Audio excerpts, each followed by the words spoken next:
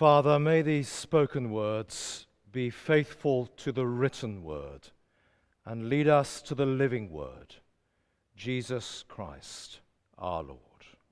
Amen.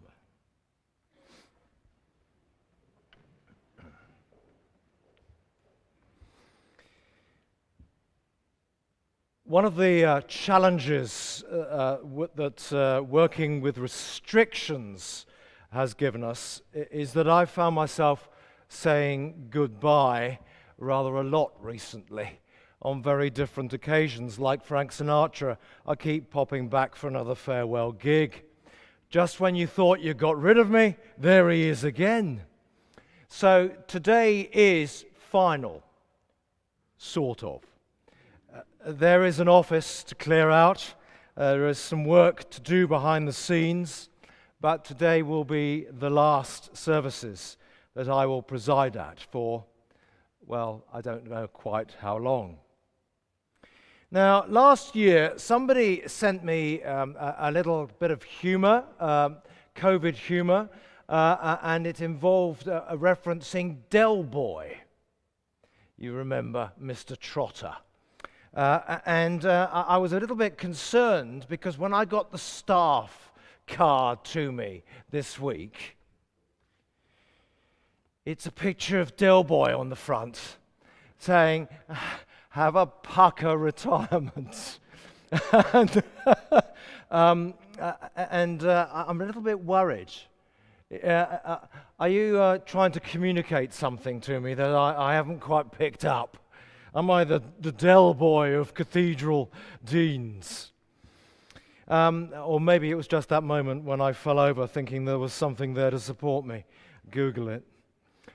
Retirement isn't a word that I like the sound of particularly. Someone told me recently that the word for retirement in Portuguese means remodeling. I like the sound of that. It's been my privilege to serve the Church of England across England over the last nearly 40 years. And today I have in mind the saints that I have met and worked with in the communities of Wealdstone and Harrow Weald in North London, in Hawley and South London and Surrey, in Nottingham and Southall, in Bradford and Yorkshire. In the last few years, it's been a privilege to serve the people of this city and the Diocese of Leeds. It must be, without doubt, one of the best postings you can get to be a dean of a cathedral, because you get the benefits of all the connections of civic society as well as the local church and the wider church. So today, can I thank those who have a significant role in the life of this cathedral? You know who you are. The chapter members, including my clergy colleagues. The chaplains of the cathedral, who are also sitting behind me here. The chair and the members of the cathedral council. The lay staff of this cathedral, and the volunteers, and the congregation, and of course, the flower team. All who make Cathedral happen here. It has been such a privilege, a really rich experience for me, and one that has challenged me and stretched me, no question about that, and changed me. Every place that I have served has changed me. In ministry, there is always an exchange, a giving and a receiving, a mutuality of blessing. Being a priest, of course, is a calling. It's not a job. The irresistible Christ lays hold of our lives, and you cannot make sense of anything except through his story, his vision of creation healed, and the dynamic of his spirit at large in the world. I know you couldn't get away without a quote from Rowan Williams, but the ordinal speaks of this calling in terms of devoting yourself wholly to Christ's service and leading God's people in the offering of praise. And in a moment I'll come to that quote from Rowan Williams, which I thought was at the bottom of the page, but I've turned it over and it's further on. Today's two readings plant us firmly in the reality of the world, a world where injustice and violence operates, where the powerful play with life and fail to see the sacredness of it. And on the other hand, the reading from Ephesians, we hear the most extraordinary song of praise, like waters bursting through the floodgates. It just keeps coming.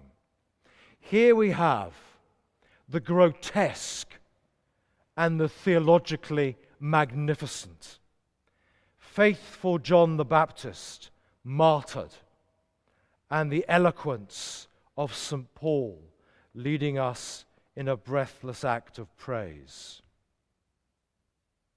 That text from Ephesians is a lifetime text. A lifetime won't be long enough to inhabit it. And this is where Rowan Williams puts together those texts and the calling to be a priest. Priests are people whose task it is to inhabit the two levels or registers of reality and move between them so that they don't jar against one another destructively. To be rooted in the world and yet to hold the vision of what God wants for that world together, to speak that vision into a broken and fractured and hurting world.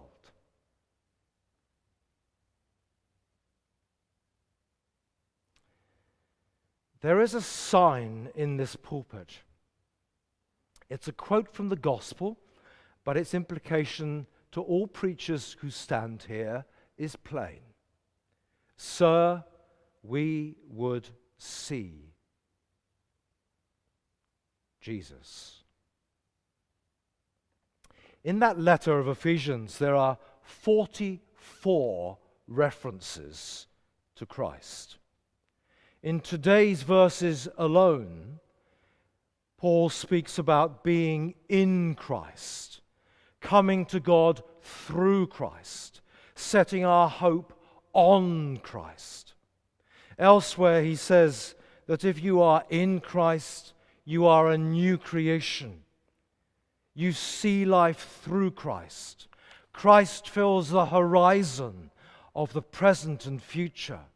Christ works on your imagination to see and work for a world made whole. So consider these three brief statements from that passage.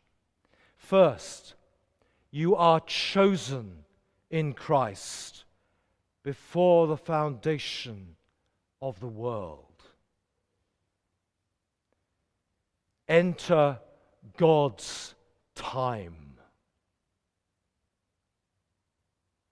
You cannot know yourself apart from this outside of time God. We are more than what we know about ourselves because we are known by another who has been excited about us forever. The text is not saying that some are chosen and some are not. Rather, that there is a bigger purpose at play in life. God is moving in a direction, And that direction is to reconcile all things in heaven and earth. And we have been chosen to anticipate and herald that gathering.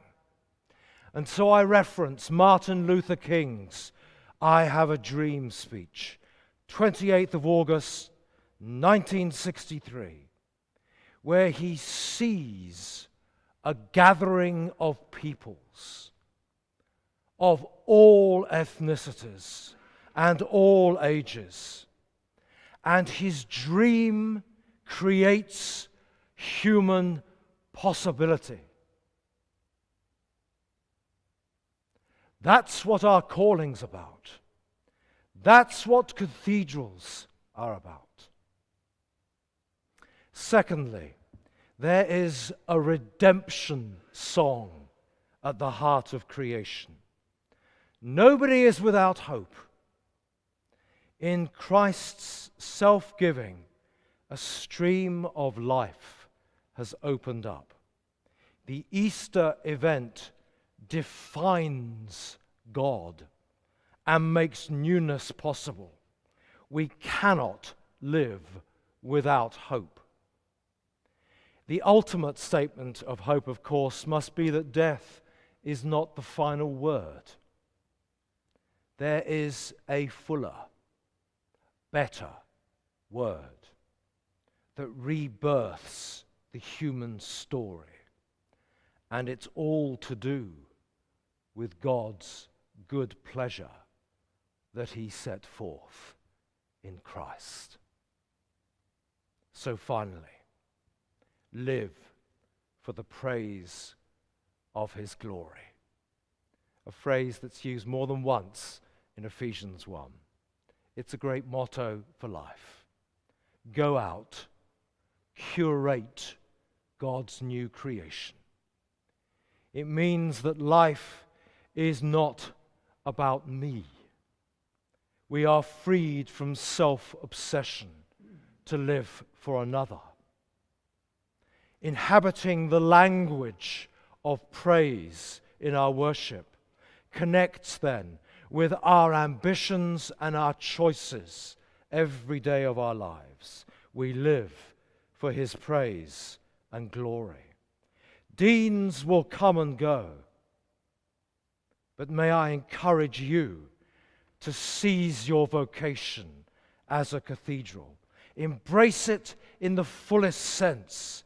Seek the welfare of this city and this diocese.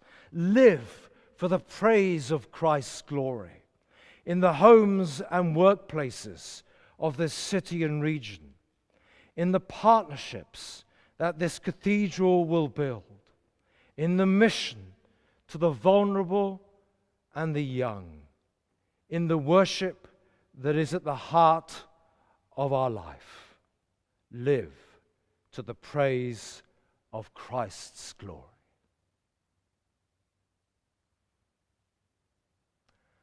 Amen. And all the people said, Amen. Alleluia.